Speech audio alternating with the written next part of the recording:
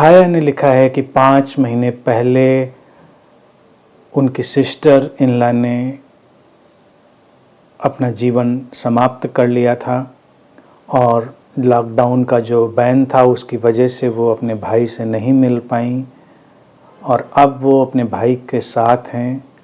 लिखा है कि भाई एक कैंसर सर्जन है और एक टफ यानी कि सशक्त व्यक्ति हैं, स्ट्रांग पर्सन हैं, लेकिन फिर भी छाया को लगता है कि भाई को कंसोल करना कठिन जान पड़ रहा है। कृपया इस पर कुछ कहें। छाया, यहीं पर देखो जीवन की गुत्थी है।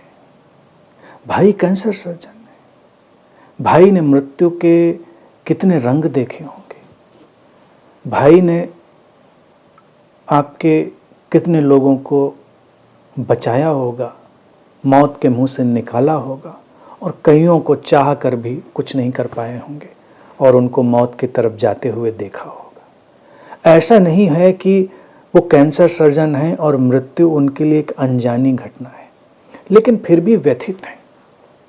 यहाँ पर मेरा कहना होता है कि इस व्यथा को, इस पीड़ा को हमें मानवीय समझना है।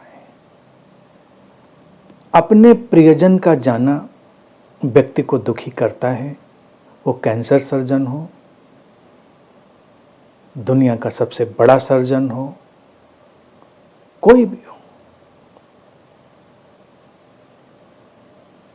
चाहे कोई बुद्ध ही क्यों ना हो, लेकिन जब कोई प्रियजन जाता है तो उसका अभाव कचोटता है, पीड़ा देता है। इसमें कुछ समस्या नहीं। तो भाई को पहली बात तो यही समझनी कि मानवीय है, दुखी होना मानवीय है, इसमें कोई मुश्किल नहीं। तो दुखी हो, लेकिन साथ में ही जीवन की जो अन्य संभावनाएं हैं उन पर भी अपनी दृष्टि डालें। जीवन की जो नश्वरता है उसको भी देखना है। कोई व्यक्ति अपने जीवन का अंत क्यों कर देता है?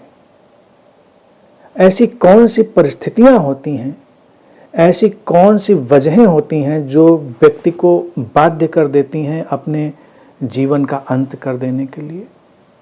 मानसिक विचलन हो सकते हैं, मेंटल डिविएशन हो सकते हैं, कुछ संताप हो सकते हैं, कुछ असंतुलन हो सकते हैं, तमाम चीज़ें हो सकती हैं। क्योंकि अपने जीवन का त्याग देखा जाए एक सर्वाधिक विचित्र चीज़ है। जीवन में सबसे ज़्यादा मोह व्यक्ति को होता है तो अपने प्राणों से ही होता है। सबसे अधिक प्रयास कोई करता है तो अपने को बचाने का ही करता है।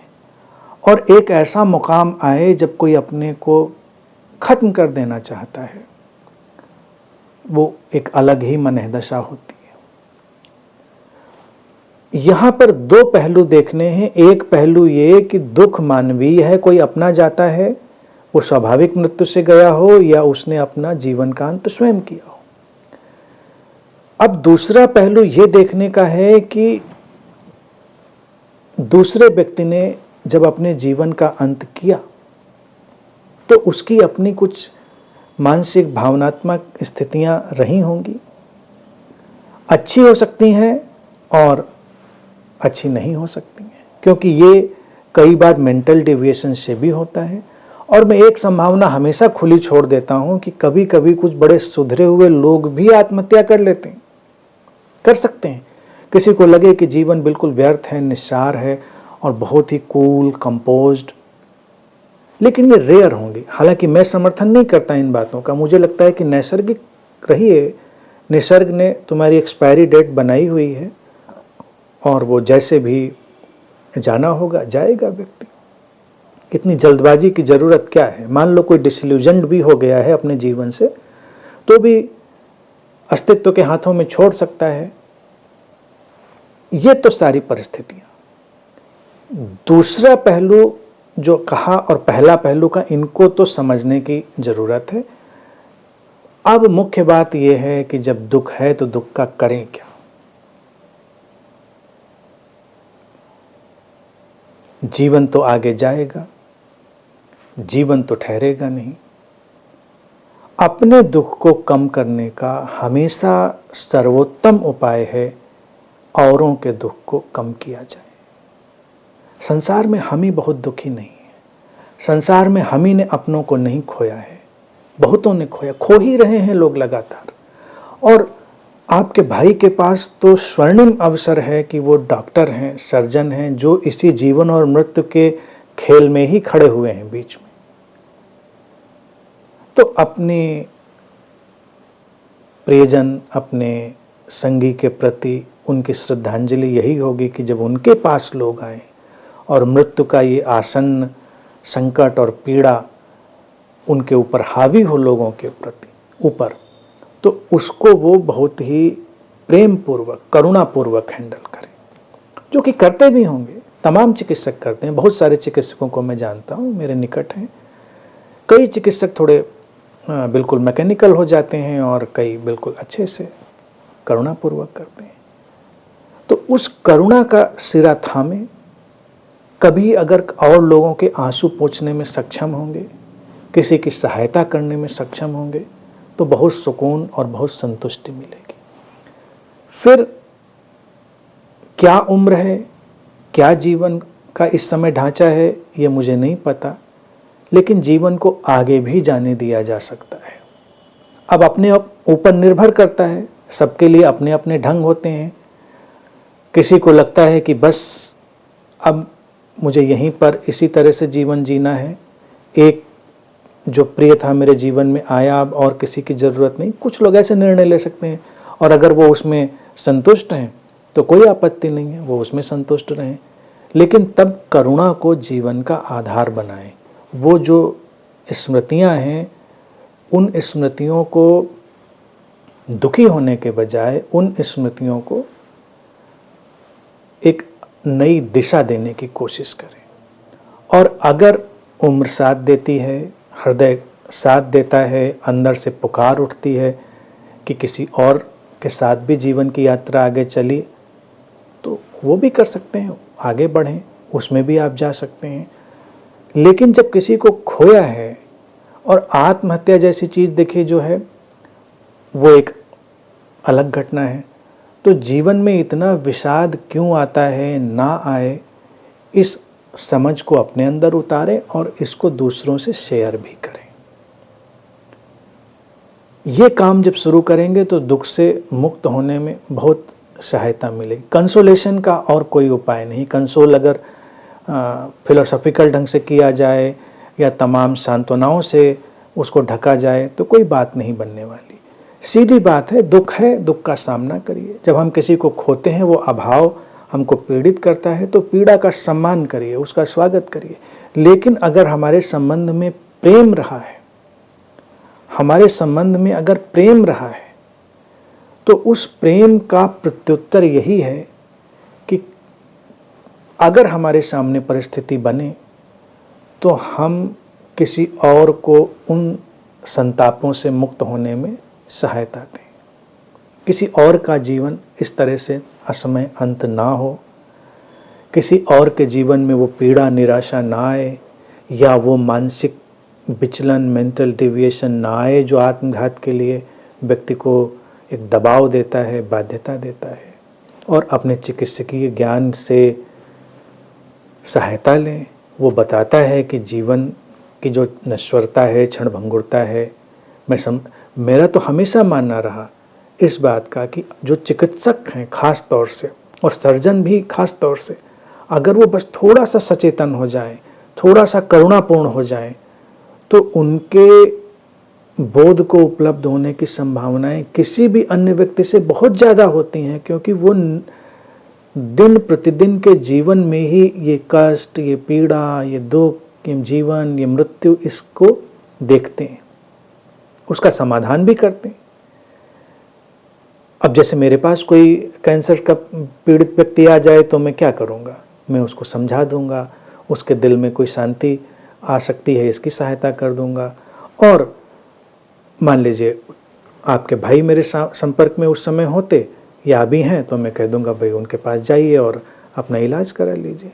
लेकिन जो सर्जन उस समय है, जो चिकित्सक है, उसके पास तो अपॉर्चुनिटी और बड़ी है। वो तो उसकी बड़ी ठोस सहायता कर सकता है।